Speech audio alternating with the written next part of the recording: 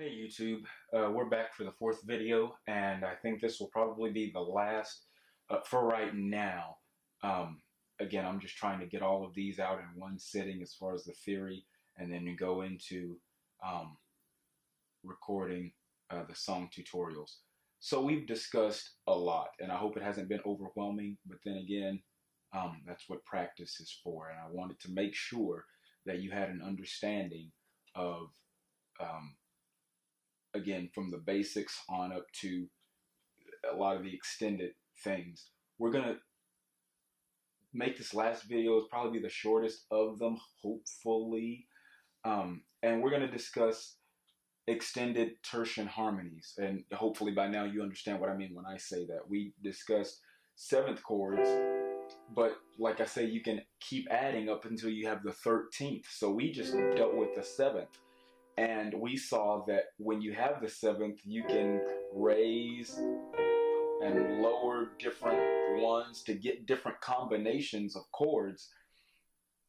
And so I'm sure in your mind, you're like, okay, so if I add more notes until I get to the 13th, I can alter all of those chords. Yes, you can. You can alter those different notes, and that's going to give you different chords. And so we're going to tackle that. I think it helps if I'm dealing in the key of C, and you all can kind of take that and maybe, and run with it in any other keys that you would like to. I just deal with C just because it's the simplest to, understand, and I don't have to use a lot of, extra accidentals. But hopefully, and assuming that all of what I've said before has been practiced and understood, by this stage of the game, I feel that I can be a little bit freer to do a little bit more. So we're going to talk about just how far we can extend these tertian harmonies. Like I say, if we're in the key of C, or we're starting on the note of C,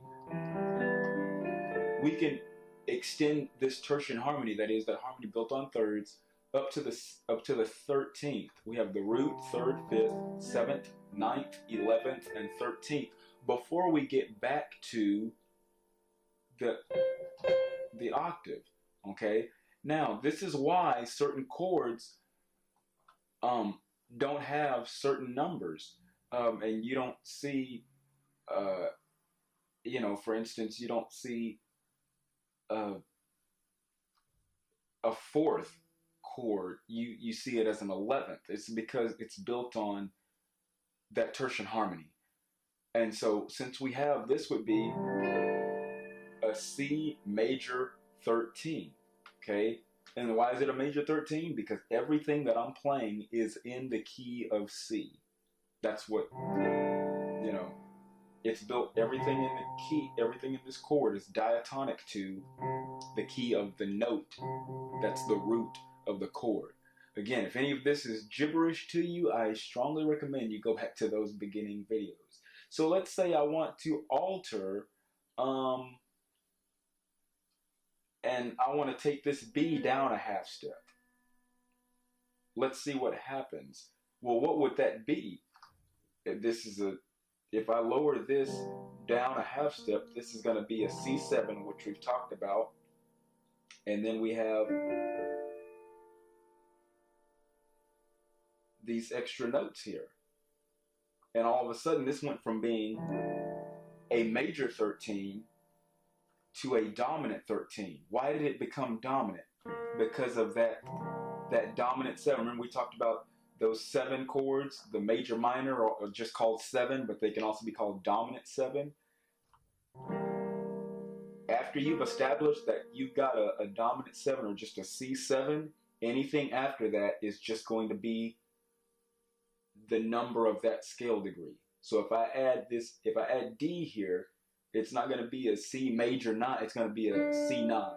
It's just going to be C9. This is going to be a C11, a C13. Just have the after, because this is a C7. After that, that may help you remember it. Yeah, if you got all of them in there, Now, if you're running across a chord sheet and you see a C13, please don't think that you have to add all, 7 of these notes. You don't, okay? They're just showing you the harmonies that are encased in that, that passage for whatever, it may be. But a lot of times you can kind of shorthand. If I see a C13, I might play something like that. That might be what I've got the notes in there, or I might take the E out and I may just, play something like that. The important thing is that the 13th, that highest note, is accounted for. In this case, it's the A. Remember, that makes that 13th. So as long as you account for that note, and I typically try to put that as the highest, the note furthest to the right. I mean, when I say highest, in my chording. So we've got 9s, 11s, and 13s. So if I'm building, we saw that this was a C13, a dominant 13, but simply a C13 as opposed to this major 13. Well, what if we wanted to take this, which would be the 11, and raise it up? We'd have a C13 with a sharp 11. Now, it's not doing this because it doesn't account for all of the chords, but this sharp 11, this is used a lot in jazz, that sharp 11. It's a 13, it's a major 13, but instead of having that major 11, you've got a sharp 11. And again, like I say, this software is not accounting for that, but it's not comprehensive, as in all-including. So you use a lot of sharp 11s at the end of jazz pieces. Vince Guaraldi, the guy that wrote a lot of the music for Peanuts, he would do a lot of that stuff. And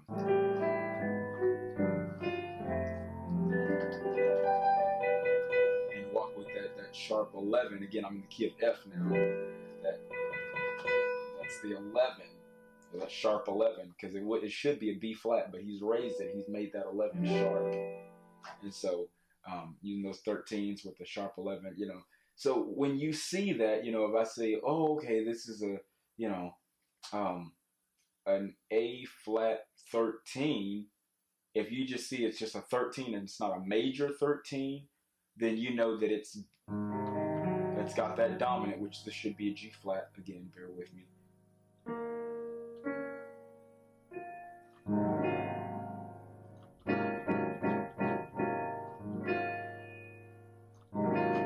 So hopefully you can see where they're getting that. You take the chord, you build it up to that scale degree, and then if there's anything that needs to be altered, then you alter that. Okay. For instance, if you have a C9, sometimes you may have a C.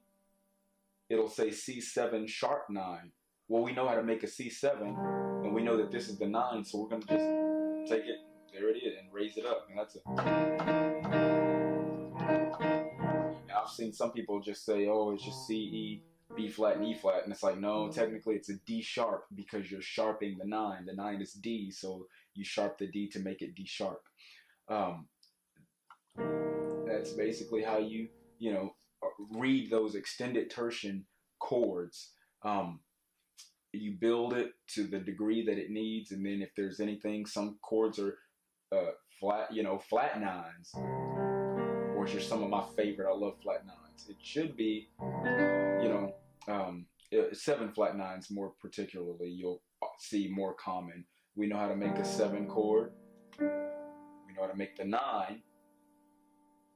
Again, it's not a major 9. This would be a major 9. Okay. But once we made this that dominant C7, it's going to be just a C9. Sometimes it wants a flat 9. Well, boom, there it is. We got the 7 with the flat 9. Sometimes you may see a 7 with a flat 5 and a flat 9. Or sharp 5. C7 with a sharp 5 and a sharp 9. This is saying a flat 13, but they're getting that because they're writing it as an A flat instead of a G sharp. But you know, that's basically how you build those chords. Again, just extended tertian, very, in one sense, simple, but just understanding how it's being derived, how it's being built, helps in how you play them. And again, you don't have to play every note. I mean, my goodness, you know, if you have a bass player that knows what he's doing, then yeah, you can chord in both hands. And you know, if you have a 13, whether it's major or minor, most of the time you'll see it, a dominant, I'm sorry. Most of the time you'll see it as a dominant 13. If you see something like that, well, you don't have to play it with the C in the bottom. You know, you can play it with a, or play it in a different,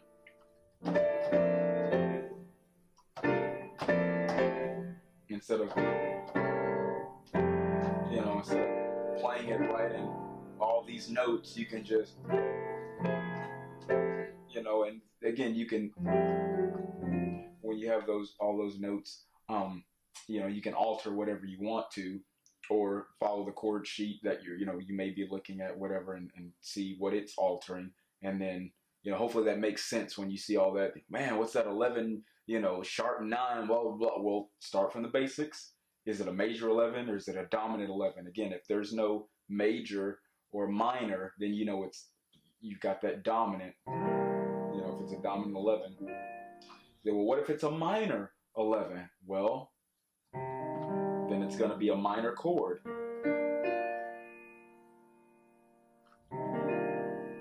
See that? Minor 9, because it's built on that. That doesn't change. We talked about how that quality, you know, we had different chords, and how the first part of the chord was derived from the quality of the triad that it's built on. That doesn't change. That principle doesn't change. Whether it's dominant and that affects the rest of it, whether it's minor and that affects the rest of it, and everything else is minor, whether it's major and that affects the rest of it. It's all built on those first 3. It's very interesting. But yeah, those first 3 notes affect the rest of how that chord is labeled, and then you can just alter at will, and you know, that's when you get into a lot more things, and it opens up your playing a little bit more. I hope that's helped, just understanding those extended tertian chords that you can and probably will see, and all of that jazz. Really quickly though, since we're talking about chord sheets and being able to read them, I do want to mention slash chords. You've probably seen at times like C/G or C/E, or, you know,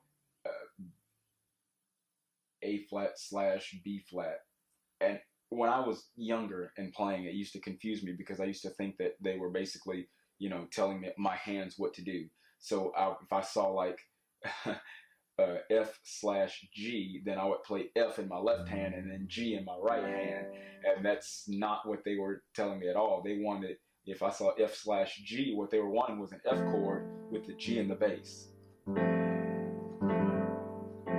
So whatever's on the right side of the slash is the bass note, and that seems a little confusing, but you'll get the hang of it. If you see E flat/B flat, they want an E flat chord with a B flat in the bass, you know. Or if you see B flat with /D, they want B flat with D in the bass. And that helps you with those. Basically, it's an extended inversion of those chords. And sometimes it's not. Sometimes it's like, you know, D/E. You know, and looks like it's not really an inversion at all, but sometimes it is. So that you may see those slash, you know, chords. They're very common nowadays. And really quickly, last part of this, sometimes you'll see, especially in contemporary music, you'll see 2s and 6s, and sometimes 6/9 and all that stuff. So if we're in the key of C, we have a 9, you know, this would be a C major 9, or technically it'd be a C with an added 9th. But that's different. This is saying added 2, and the reason it's doing that is because a lot of people will put a D right here and have C, D, E, G, and a C add 2 is different than a C add 9 technically, but a lot of people don't make a big fuss about it. And then you also have 6 chords where you've added the 6, and that's mostly a jazz thing, where you have the 6 added to that, and sometimes you'll have a 6 added 6 and added 9. You have that slash 6/9. Very jazz written, harmonies, things like that. So I just wanted to show that. You know, a lot of times you'll have suspensions where you don't have that third. You'll just have a C, D, G, or a G2, or a G4, a suspended fourth, where instead of having G, B, D, you'll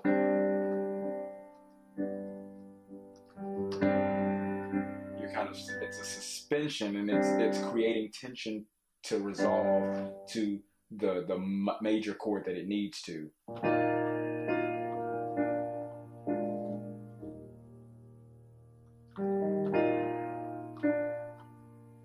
As you can see, it's got that suspended fourth. You can have a lot of suspensions, so you'll probably run across that.